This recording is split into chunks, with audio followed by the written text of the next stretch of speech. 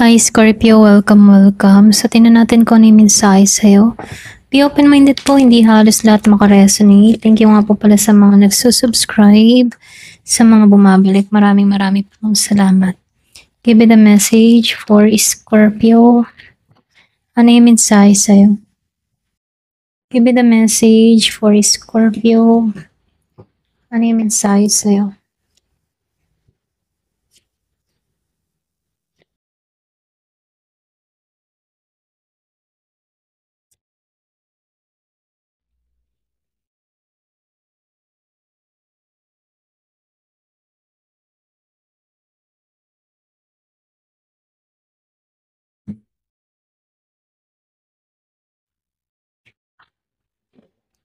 So dito Scorpio, no, nakikitaan ko dito na yung reading na to ay napaka-powerful.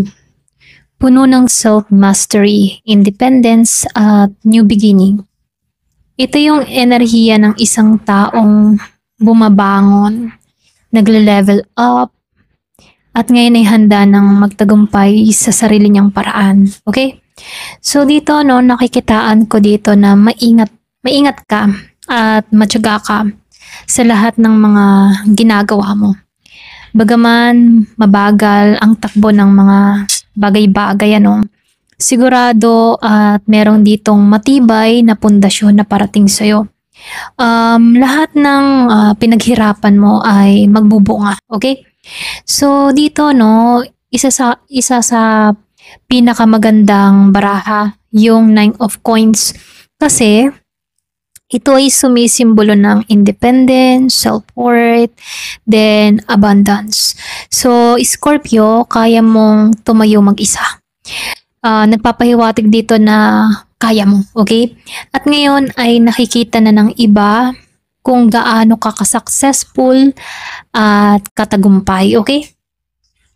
So, dito, no, nakikitaan ko rin dito, meron ditong isang bagong simula, leap of faith, kumbaga. May bagong journey sa love, sa career na mapapasayo. Sinasabi ni universe na go for it, okay? Huwag kang matakot sa pagbabago. So dito, sinasabihan ka dito na nasa proseso ka ng pagbabalance ng dalawang bagay, okay?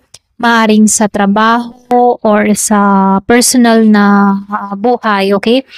O dalawang option sa love, okay? Panatilihin ang kalma.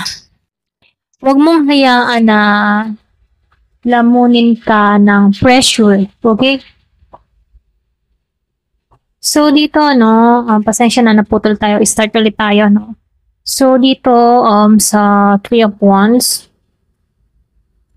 nakikitaan ko dito yung expansion, pag-unlad, may mga bagong oportunidad na paparating, lalo na mula sa malayo.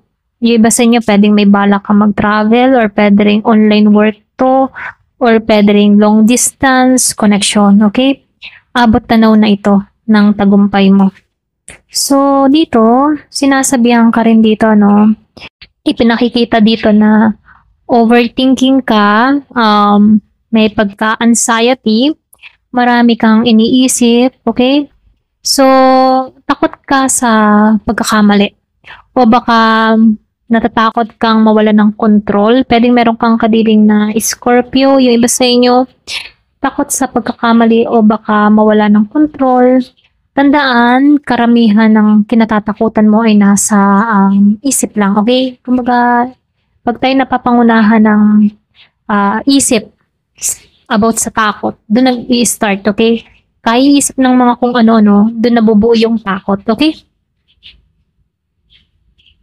So, dito, no, lumalabas dito na matapang ka, charismatic ka, leader energy, yung nakikita ko dito sa King of Wands.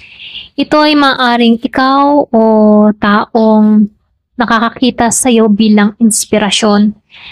So, meron ditong someones na ina-admire ka, lalo-lalo na yung confident and drive mo, okay?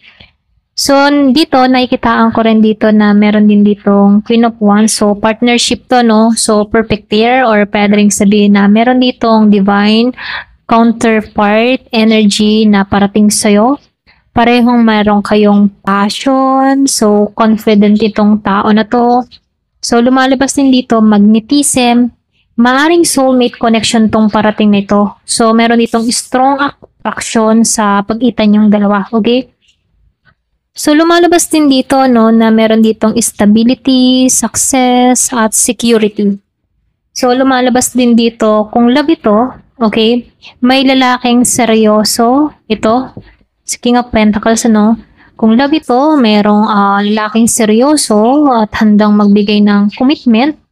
Kung career naman ito, ikaw ay magiging financially stable at respected sa mga ginagawa mo, okay? So, lumabas tong strength. So, nagpapahiwatig ito ng inner power or katatagan mo, no?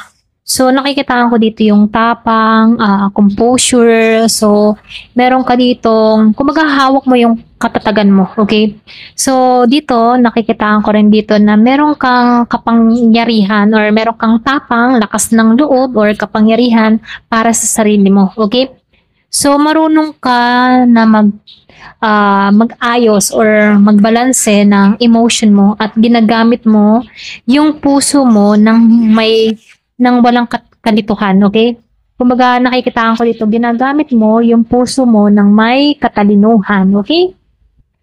So, dito yung Scorpio, no? Nakikitaan ko dito na duman ka sa panahon ng pagsubok at overthinking. Pero ngayon ay nasa yugto ka ng rebirth, okay? Unti-unti mong nakikita yung halaga mo, nagiging mas matatag ka sa sarili mo, at may mga parating na partnership o oportunidad na magbibigay sa'yo ng fulfillment. Ang sekreto ay manatiling matapang, kalmado, at bukas sa bagong simula, okay? Ayan, hanggang dito na lamang po. Thank you for watching. Love and peace.